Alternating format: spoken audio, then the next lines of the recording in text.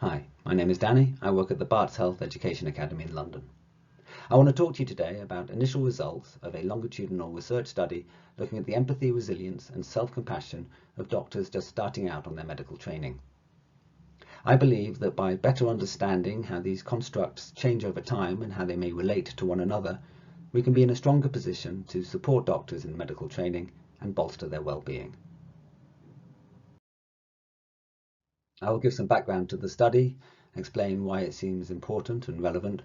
I will outline our methods, give some initial results, and then highlight some key points. We began our study in 2019.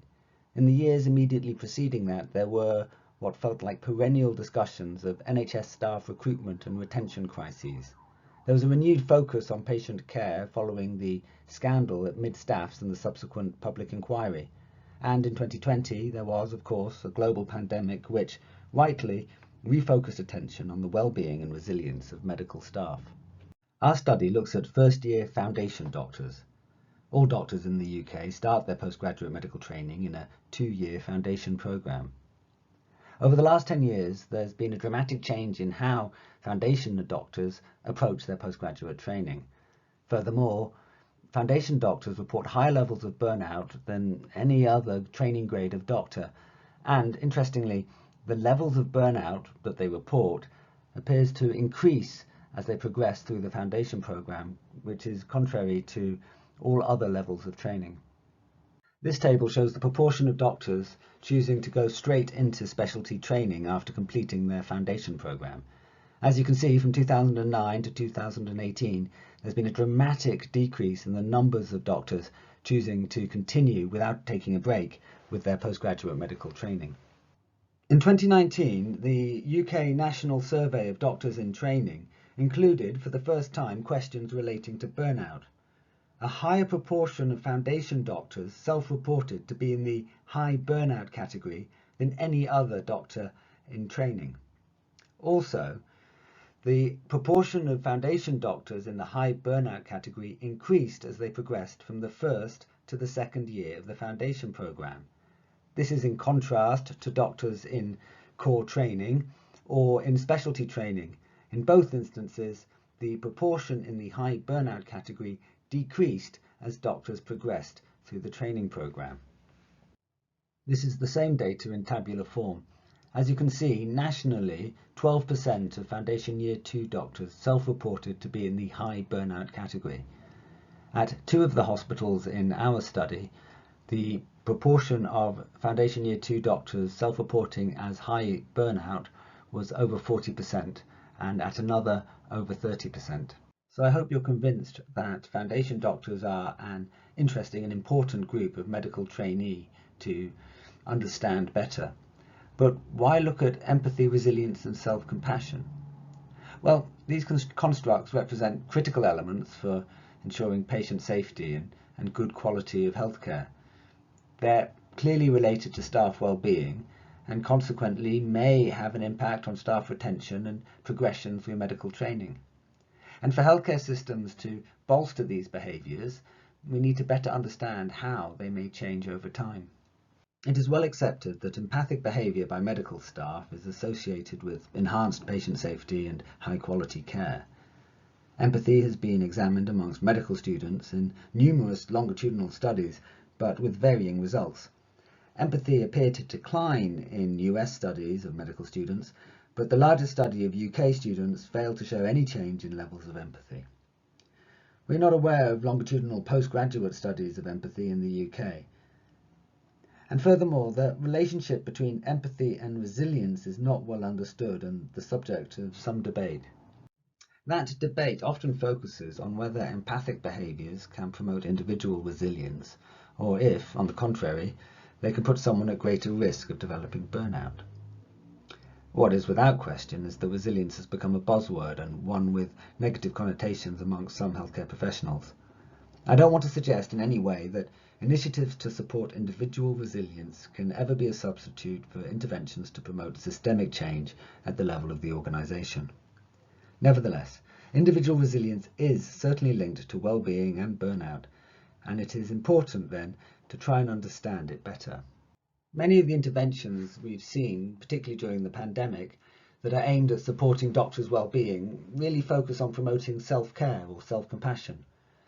But is self-compassion correlated with empathy and resilience? And even if it is, does it make you more or less likely to be empathic to others, more or less likely to thrive in difficult working environments? In other words, when promoting self-compassion, what knock-on effects, if any, are we having on people's empathic attitudes and their resilience?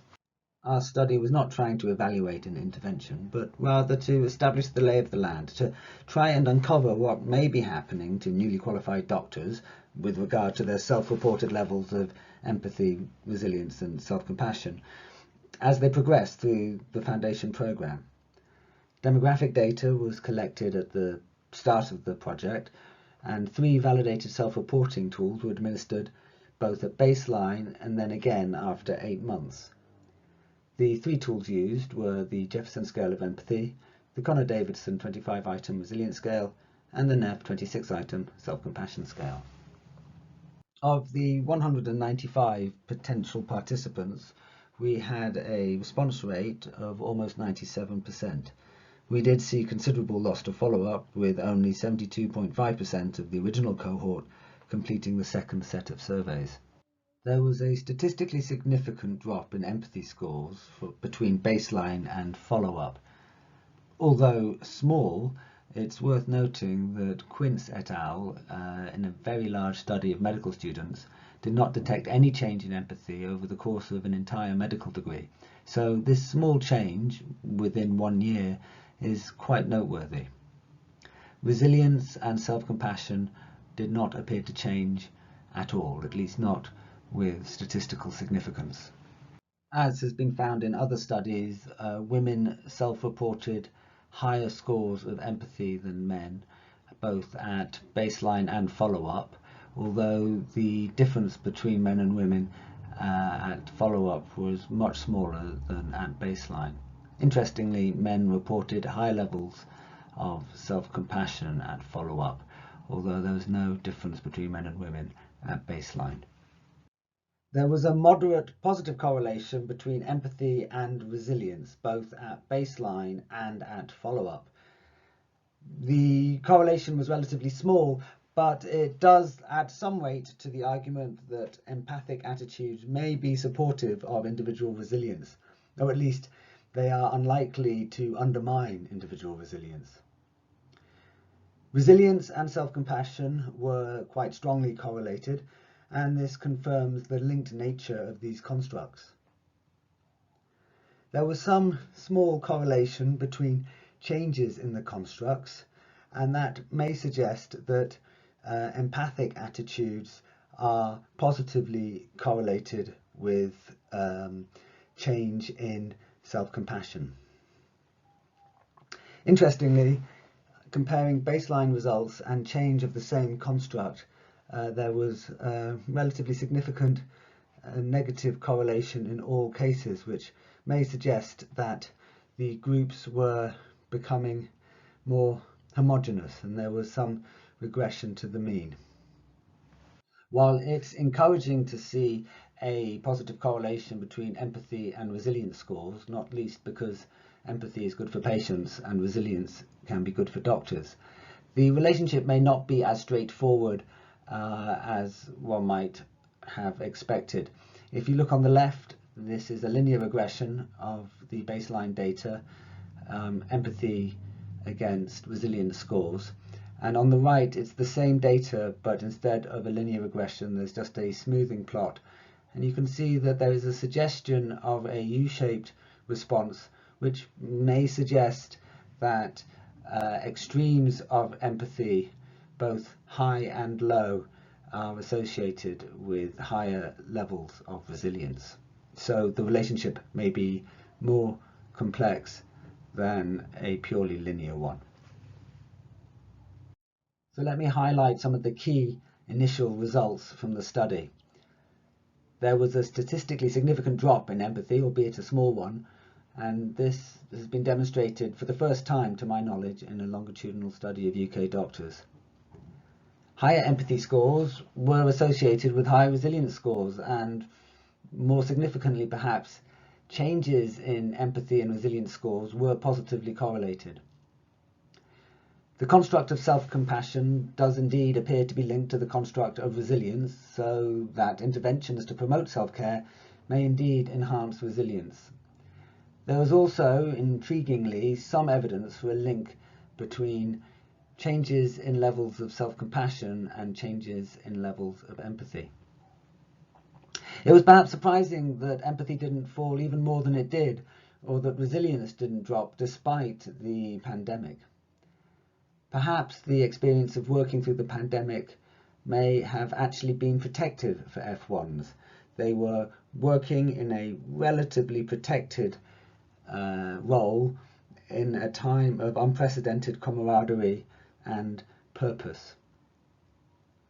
It will be possible, of course, that it is always in the second year of the foundation program that these constructs really start to change, but further research would be needed to see if that is the case. Finally, it's interesting that there was some regression to the mean across all the constructs, and this may reflect a process of joining a community of practice. There are, of course, several limitations to this study, one of which is the use of self-reporting tools. In this case, I would suggest that the desire, for example, to give the impression that one is very empathic is perhaps almost as significant as how empathic you actually are in your behaviours. Perhaps more significant, more serious, is the possibility of bias as a result of loss to follow-up. Subgroup analysis of the one hospital with no dropouts showed a much larger reduction in empathy scores than for the entire cohort, which might suggest that those who were most impacted by the year and working through the pandemic were least likely to fill out the second survey. In general, it's not clear how the pandemic may have affected the results, thus making what would always be a difficult study to draw generalizations from even more difficult to draw conclusions from.